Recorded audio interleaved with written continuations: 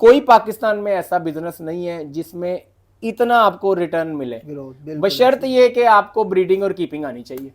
अगर नया फैंसियर ने बर्ड कीपिंग सीख ली है, उसके पास 10 लाख का बजट है, तो मैं कहूँगा एक ही पेयर डन फेलो का लेके लगा ले। ठीक है। मोस्टली इसमें आज जो लोग आ रहे हैं या हम भी जो है, अब शौक रह गया बहुत पीछे, ऐसे ही है। ये है बिजनेस। आपके बर्ड पे जो है वो डिजीज का और वायरल अटैक जो है वो ज्यादा होने के चांस हैं। वेंटिलेशन लाजमी होनी चाहिए, ये सिर्फ बरसात में नहीं, पूरा साल। -2 टेम्परेचर भी है ना, तो आपने दिन में 2 दफा घंटा घंटा एग्जॉस्ट फैन चला के नई हवा अपने बर्ड रूम में एंटर लाजमी कर। मोल्ड से बाहर आने के लिए या उस वक्त स्ट्रेस को काउंटर करने के लिए बर्ड को हाई प्रोटीन और हाई फैट की ज़रूरत होती है, जो कि हम नहीं देते। एक तो वो दे सकते हैं, उसके अलावा शावर अगर आप, जो नए लोग होते हैं उनकी रूटीन ये होती है कि अगर कोई बर्ड स्ट्रेस में आया ना, तो हर 2-3 घंटे बाद जाके उसे स्टिक मार के चेक करेंगे हिलदा पे है कि नहीं। जब आप उसे इस तरह डिस्टर्ब करेंगे, वो उससे और ज्यादा स्ट्रेस में चला जाएगा और उसकी जो है वो डेथ हो जाएगी। बिस्मिल्लाहिर्रहमानिर्रहीम। अस्सलाम वालेकुम। This is Chaudhary Mohammad Naeem from channel just agriculturist. आज हम मौजूद हैं मोहसिन ज़फ़र भाई के पास, और मोहसिन ज़फ़र भाई इस टाइम LSP के अंदर जनरल सेक्रेटरी हैं। और जो बंदा मोहसिन भाई को नहीं जानता और YNB को नहीं जानता, इसका मतलब है वो बंदा क्वालिटी बर्ड्स के ऊपर काम नहीं कर रहा। हम बात करते हैं मोहसिन भाई से। अस्सलाम वालेकुम मोहसिन भाई। वालेकुम अस्सलाम, शुक्रिया आपका इतने अच्छे अल्फाज में इंट्रोडक्शन करवाने का। अच्छा मोहसिन भाई, आपने जो ये स्टार्ट लिया था लव बर्ड का, वो कहाँ से लिया था? ये जो शौक मेरा स्टार्ट हुआ था ना, वो 2009 से हुआ था। लेटिनो पीच फेस मुझे बड़ा अट्रैक्ट करता था, उसका कलर कम्बिनेशन आज भी जो है वो सबसे खूबसूरत है। तो वो ला के फिर मैंने ना अपने जो सहन में छोटी सी आइवरी बनाई थी, फ्लाइट बनाई थी, उसमें मैंने 5 पेयर लेटिनो पीच फेस के रखे थे। वहाँ से स्टार्ट हुआ, फिर मैं मार्केट जाता था, वहाँ से कोई लेटिनो पर्सनाटा का पेयर लेना। ये 2010, 11, 12 की बात है, जब म्यूटेशन का कोई कॉन्सेप्ट ही नहीं था। लेकिन इसको जो एज ए कमर्शियल और एज ए प्रोफेशनल मैंने स्टार्ट किया है, वो जब मेरी 2015 में अवैस भाई जो बैरियर टाउन वाले हैं उनसे मुलाकात हुई, तो फिर मैंने इसको एज प्रोफेशनल जो है वो ब्रीडिंग सेटअप इसका जो है वो स्टार्ट किया। उससे पहले ब्रीड हुए नहीं हुए, सेलिंग हुई नहीं हुई, मुझे कोई इतना आइडिया नहीं, इतनी दिलचस्पी नहीं थी। तो फिर ये 2015 से ऑनवर्ड फिर जो है इसको प्रोफेशनली स्टार्ट किया। अच्छा मोहसिन भाई, इस टाइम जो है ना इश्यूज़ बहुत ज़्यादा हैं लोगों के पास। जो न्यू फैंसर्स आ रहे हैं ना, उनके बहुत ज़्यादा इश्यूज़ हैं। कुछ 2-4 इश्यूज़ के ऊपर जो है ना हम इस टाइम बात कर लेते हैं। एक, वो कहते हैं जी हमारा बर्ड मोल्ड के ऊपर है। ठीक है, और मोल्ड तकरीबन 1 माह हो गया, लेकिन मोल्ड से वापस नहीं आ रहा, बर्ड वीक की तरफ जाता जा रहा है। ठीक है, इसके ऊपर थोड़ा सा गाइड करिएगा। बरसात के मौसम में इंसानों के भी अगर आप बाल आपके झड़ते हैं, मोल्ट इंसानों का भी हो रहा होता है। इसी तरह परिंदे भी, जब एक्सट्रीम वेदर आता है, जब भी टेम्परेचर में दिन और रात में ज़्यादा फ़र्क आएगा ना, बर्ड आपका मोल्ट पे चला जाएगा। वो चाहे आप सर्दी में उसको 30 टेम्परेचर पे रख लें तो भी वो करेगा, जब दिन और रात में टेम्परेचर का फ़र्क आएगा। तो अब बरसात में तो नॉर्मली जो है अडल्ट बर्ड भी, जो ब्रीडर बर्ड भी हैं, वो भी मोल्ट पे चले जाते हैं।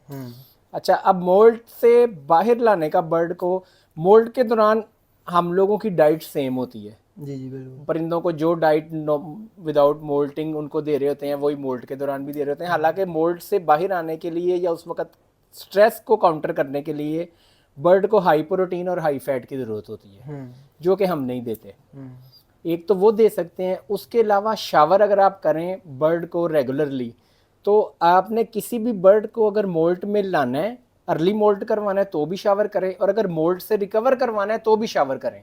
दोनों सूरतों में अगर आप शावर करेंगे तो मोल्ट का जो प्रोसीजर चल रहा है वो फास्ट हो जाएगा, वो क्लियर भी जल्दी हो जाएगा, और अगर मोल्ट में लाना है तो वो भी जल्दी आ जाएगा। दूसरा, बर्ड का फूड इनटेक कम हुआ होता है मोल्ट में और बरसात में, वो खाना कम खाते हैं। तो पानी में आप इलेक्ट्रोलाइट दें, ताकि बर्ड जो है वो आपका वाटर इनटेक ज़्यादा होता है तो वो उसकी एनर्जी जो है वो कायम रहे। जब खाना कम खाता है तो कई दफ़ा क्या होता है कि बर्ड को थोड़े सा ही मार पड़ती है दूसरे बर्ड से, तो वो साइड पे होके चुप होके बैठ जाता है और वो खाना नहीं खाता। मोस्टली बर्ड जो है वो बरसात के मौसम में सोकड़े में भी चले जाते हैं। ऐसे ही। इन चीज़ों से बचने के लिए आप पानी में इलेक्ट्रोलाइट्स दें और जो डाइट है उनकी कोशिश करें उनमें हाई प्रोटीन और हाई फैट वाली चीज़ें दें। और तीसरी बात यह है कि हम लोग बर्ड को डिस्टर्ब बड़ा करते हैं पूरे दिन में जाके, वो जैसे पंजाबी में कहते हैं ना, पंगे बड़े लेते हैं हम उनसे, इधर से उड़ा उधर कर। और ख़ास तौर पे जो नए लोग होते हैं उनकी रूटीन ये होती है कि अगर कोई बर्ड स्ट्रेस में आया ना, जी जी। तो हर 2-3 घंटे बाद जाके उसे स्टिक मार के चेक करेंगे हिलदा पे है कि नहीं। जब आप उसे इस तरह डिस्टर्ब करेंगे वो उससे और ज़्यादा स्ट्रेस में चला जाएगा और उसकी जो है वो डेथ हो जाएगी। तो जब भी बर्ड स्ट्रेस में हो, किसी बीमारी में हो, तो आपने कम से कम उसको जो है वो छेड़ना, ताकि उसकी मूवमेंट जो है वो कम से कम हो। ठीक हो गया। और इस टाइम ये भी थोड़ा सा गाइड करते हैं, इस टाइम बरसात का जो है वो थोड़ा सा ह्यूमिडिटी ऊपर है, तो उसमें जो है वो शावर करने से कोई इशू तो नहीं है? इशू नहीं है। वेंटिलेशन आपके बर्ड रूम में लाजमी होनी चाहिए। जी ठीक। ह्यूमिडिटी में मैंने कल भी एक वीडियो लगाई थी कि सबसे ज्यादा जरूरी इस मौसम में ह्यूमिडिटी है। वेंटिलेशन आपके बर्ड में जो है वो होनी चाहिए। खिड़कियां खोलें, एग्जॉस्ट फैन चलाएं। जितनी आपकी पुरानी हवा खड़ी रहेगी बर्ड रूम में, उतना ही ज्यादा बैक्टीरिया की ग्रोथ का चांस ज्यादा होगा, उतना ही ज्यादा आपके बर्ड पे जो है वो डिजीज का और वायरल अटैक जो है वो ज्यादा होने के चांस हैं। वेंटिलेशन लाजमी होनी चाहिए। ये सिर्फ बरसात में नहीं, पूरा साल। -2 टेम्परेचर भी है ना, तो आपने दिन में 2 दफ़ा घंटा घंटा एग्जॉस्ट फैन चला के नई हवा अपने बर्ड रूम में एंटर लाजमी करनी है। ठीक हो गया। और वो जो बर्ड है जो स्ट्रेस में गया हुआ है, या एक स्ट्रेस के ऊपर भी बात करते हैं, जो मोल्ड में गया हुआ है, मोल्ड में गया हुआ है, उसको अलहदा कर दें कि बाकी एक आधा बर्ड उसके साथ जो है वो रखते हैं? नहीं, अगर तो कोई स्ट्रेस में चला गया और चुप करके बैठ गया है, तो उसको तो आप अकेले को रखें जी। ये मत समझें कि उसके साथ दूसरा बर्ड होगा तो वो हैप्पी होगा। ये हम लोगों की फीलिंग्स होती हैं नॉर्मली। अगर बर्ड मस्ती में, अडल्ट एज में है, तो फिर तो उसको पार्टनर चाहिए। लेकिन अगर वो स्ट्रेस में और बीमार है तो फिर उसको प्राइवेसी चाहिए। ठीक हो। फिर आपने ह्यूमनली भी उसमें कोई उसको तंग नहीं करना। उसको जितना ज्यादा सुकून करने देना है उतना ज्यादा ही उसके लिए बेहतर है। ये सेम एज ह्यूमंस का अगर है कि अगर मुझे बुखार चढ़ जाए और आप मेरे साथ कहें कि जी वॉक करें, या मेरे साथ अगर क्रिकेट खेलने चलें, तो फिर आप तो सही खेल लेंगे, जो मुझे बुखार है मैं तो और बीमार हो जाऊंगा। इसी तरह बर्ड्स का भी है। कोशिश किया करें जो बर्ड स्ट्रेस में है उसे छोटे केज में, जहां उसकी फ्लाई भी ज्यादा ना हो सके, वहां रखें और वहां उसकी ट्रीटमेंट करें। मतलब कि छोटे केज के छोटे केज में जहां उसकी फ्लाई भी ना हो ज्यादा। ठीक। लेकिन जो एक एवरेज मोल्ट जो सबका चल रहा है, उसमें फिर आपने किसी बर्ड को अलग नहीं करना। वो उनका मोल्ट एक साथ ही फिर जो है वो क्लियर होगा। सिर्फ वहां पे आपने उनकी डाइट का और जो मल्टीविटामिन या इलेक्ट्रोलाइट उसका ख्याल करना। एक बर्ड है तो उसको कोशिश करें लहदा और छोटे केज के अंदर जो एक बर्ड जो स्ट्रेस में आ गया है, जी वो ही। वरना तो फ्लाइट में भी बर्ड जल्दी मोल्ट क्लियर करता है, वो कोई इशू नहीं। और स्ट्रेस के बारे में कुछ बताएं। तकरीबन अक्सर देखा है बर्ड थोड़े से स्ट्रेस में रहते हैं और बोल नहीं रहे, हैप्पी नहीं है, तो इसका मतलब है कि आपकी बर्ड कीपिंग में कोई इशू है, उनकी डाइट में कोई इशू है, वेंटिलेशन नहीं है। आप उनको माहौल, वही बात है, अगर एक केज में आपकी कैपेसिटी अगर 20 बर्ड रखने की है, वहां आपने 40 रखे हुए हैं, तो फिर वो बेचारे खेलने के वो तो फिर तंग ही होंगे ना, ऐसे ही। तो वो तो फिर स्ट्रेस में ही आएंगे। तो आपने इन चीज़ों का भी ख्याल रखना है। और ये बताइएगा, असल में ना कुछ लोग हैं इस टाइम सोसाइटीज बनी हुई है, LSP जैसे बनी हुई है, तो इसमें जो है वो लोगों को आना चाहिए कि नहीं आना चाहिए, इसका फ़ायदा क्या है? आप किसी भी सोसाइटी में अगर आप जाएंगे तो उन सब के व्हाट्सएप ग्रुप्स भी बने हुए हैं। ऐसे ही बिल्कुल। वहाँ पे क्या होता है कि आपका पहले दिन ही 100, 150, 200, 250, 500 एक्सपीरियंस ब्रीडर्स के साथ इंटरेक्शन हो जाता है।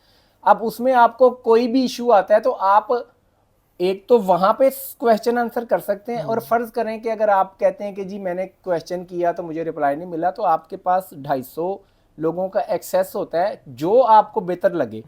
हर एक बंदे की लाइकिंग डिसलाइकिंग होती है। हो सकता है कोई मेरे से पूछना पसंद ना करे, कोई किसी और से पूछना बेहतर समझता हो, कोई किसी और से सेटिस्फाई हो, उससे आप पर्सनली पूछ के तो आपका जो भी इशू है, चूंकि उसमें एक्सपीरियंस लोग जो है वो अपने तजुर्बे की बुनियाद पे आपको बताते हैं कि भाई ऐसे कर लें, ऐसे कर लें। तो आप सबसे जो मेन जो अट्रैक्शन है सोसाइटी में आने की, वो ये है कि आपका इंटरेक्शन लोगों से हो जाता है। फिर आपका एक टैग लग जाता है, जी ये एक सोसाइटी के मेंबर हैं, इट्स मीन कि ये ऑथेंटिक ब्रीडर हैं। एक आपकी रेपुटेशन बिल्ड होती है। और जो अल्टीमेट गोल है वो आपका शो में जाके सीखने का और कुछ ना कुछ अचीव करने का होता है। और इस आगे एलएसपी का शो भी आ रहा है जी, उसमें पार्टिसिपेशन किस तरह की जा सकती है और हमें करनी चाहिए कि नहीं करनी चाहिए जो न्यू फैंसियर जाऊँ? सिर्फ एलएसपी के शो में नहीं, जी किसी भी सोसाइटी का शो है जी जी। तो आपको मस्ट पार्टिसिपेट करना चाहिए और बर्ड अपने एग्जिबिट करने चाहिए। एक तो आपको अपने बर्ड की क्वालिटी का पता चलेगा और दूसरा वहां जाके ये पता चलेगा कि अगर आपका बर्ड लेसर है तो जो अच्छा बर्ड है उसके फीचर्स क्या हैं। एक तो ये बात है। दूसरा, उस दिन आप मोस्ट एक्सपीरियंस जो ब्रीडर हैं पूरी कम्युनिटी के, उनसे अंडर वन रूफ एक ही दिन मुलाकात कर सकते हैं। वरना अगर मैं चाहूँ कि मैंने 10 लोगों से मिलना है तो मुझे मिनिमम 10 दिन चाहिए, फिर उनके पास टाइम होगा तो वो मुझे बुलाएंगे।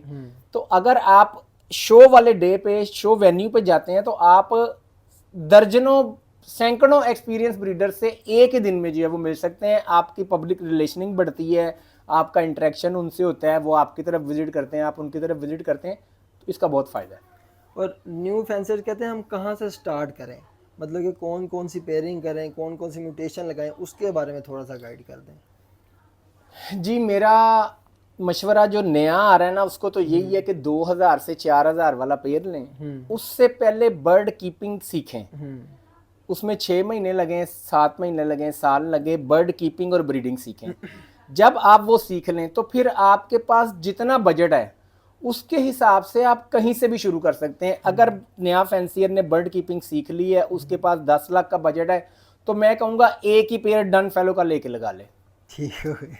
मोस्टली इसमें आज जो लोग आ रहे हैं या हम भी जो है, अब शौक रह गया बहुत पीछे, ऐसे ही है ये है बिजनेस। जी।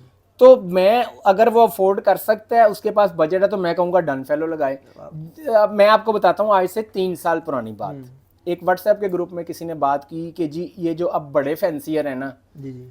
ये अब डन फेलो लेंगे, उनके स्प्लिट बनाएंगे और फिर ये हमें बेचेंगे। तो मैंने फिर वहां उस बंदे को जवाब दिया, मैंने कहा जी 15 लाख रुपया आप लगा लें और बड़े फैंसियर आप बन जाएं। ये तो अपॉर्चुनिटी सबके लिए है। कौन सा मुझे डन फेलो मिल रहा है और आपको नहीं मिल रहा, या जो आज पहला दिन आ रहा है, पहले दिन से आ रहा है, उसको नहीं मिल रहा, वो लेके वो लगा ले। भाई बड़ा ब्रीडर आप फिर रिस्क भी ले रहा है, 15 लाख भी लगा रहा है, एक्सपायर हो जाए तो भी उसमें जो है वो। तो आप लव बर्ड की फील्ड ऐसी है, आप कहीं से भी, सिर्फ आपको कीपिंग और ब्रीडिंग आनी चाहिए, फिर आप जहां से मर्जी शुरू करें, अल्हम्दुलिल्लाह बहुत स्कोप है। और न्यू फैंसर्स को क्या मैसेज देना चाहेंगे? न्यू फैंसियर्स को दोबारा फिर वही बात रिपीट करूंगा कि बर्ड में आने और इन्वेस्ट करने से पहले बर्ड कीपिंग और ब्रीडिंग सीखें। किस लाई लग ना बने, जो आपके पास एक प्लान है उसको एग्जीक्यूट करें। भाई मोबाइलों का काम किसी ने शुरू करना होता है, वो पहले 6 महीने किसी की मोबाइल की दुकान पे जाके सीखता है। किसी ने मेडिकल स्टोर शुरू करना है, वो मेडिकल स्टोर पे जाके सीखता है। तो अगर आपने बर्ड का बिजनेस शुरू करना है तो आपने ये क्यों नहीं सीखना, आप ये पहले सीखें, उसके बाद। आज कोई पाकिस्तान में ऐसा बिजनेस नहीं है जिसमें इतना आपको रिटर्न मिले, बशर्त ये कि आपको ब्रीडिंग और कीपिंग आनी चाहिए। और इसके साथ एक बात और ऐड कर दूं, बर्ड खरीदना सबसे आसान है, ब्रीड करवाना उससे मुश्किल है, सबसे मुश्किल है उसको बेचना। ऐसे नए लोग जो आते हैं वो कहते हैं कि जी फलाने बंदे का बर्ड तो बड़ा फटाफट सेल हो जाता है, हमारा सेल नहीं होता। बड़े फैंसियर का, हाँ जी ऐसे ही, बड़े फैंसियर का या पुराने फैंसियर का। वो करते क्या है कि पूरा साल वो ब्रीड करवा लेते हैं, ना किसी सोशल प्लेटफॉर्म पे उन्होंने अपनी मार्केटिंग की होती है, ना किसी शोज में जाके उन्होंने अपनी पीआर बनाई होती है, ना अपने फेसबुक पे अपनी वॉल को अपडेट किया होता है। अब आप सोने का बर्ड भी ब्रीड करवा लें और किसी को पता ही ना हो कि आप क्या ब्रीड करवा रहे हैं, तो आपका तो सेल नहीं होगा। तो मार्केटिंग अपनी आपने खुद करनी है, ये बहुत जरूरी है। अब तो इतने प्लेटफॉर्म्स हैं, यूट्यूब चैनल्स हैं, फेसबुक है, व्हाट्सएप के ग्रुप्स हैं, शोज के प्लेटफॉर्म है, सोसाइटी के प्लेटफॉर्म्स हैं। तो अब तो आपके लिए अपने आप को मार्केट करना कोई मुश्किल ही नहीं है। वो उतना ही जरूरी है जितना बर्ड खरीदना और बर्ड ब्रीड करवाना, बल्कि मैं तो कहता हूँ उससे भी ज्यादा जरूरी अपनी मार्केटिंग है। ऐसी बिल्कुल। अगर वीडियो पसंद आए लाइक करना, सब्सक्राइब करना और शेयर करना मत भूलिएगा। Take care. अल्लाह हाफिज़। अल्लाह हाफिज़ जी, अल्लाह हाफिज़।